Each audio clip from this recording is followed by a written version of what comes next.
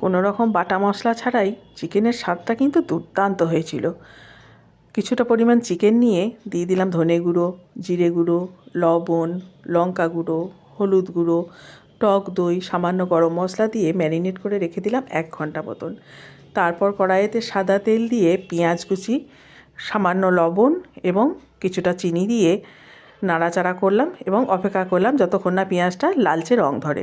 তারপর দিয়ে দিলাম টমেটো কেচাপ, চিলি সস দিয়ে নাড়াচাড়া করে দিয়ে দিলাম ম্যারিনেট করা চিকেনটা।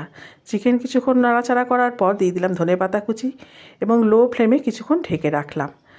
যখন চিকেনটা মোটামুটি প্রায় সেদ্ধ হয়ে গেল তখন দিয়ে দিলাম গাছের টাটকা পুদিনা পাতা এবং কাঁচা লঙ্কা চেরা দিয়ে ব্যাস নাড়াচাড়া করে ঢাকা দিয়ে দিলাম কিছুক্ষণের জন্য।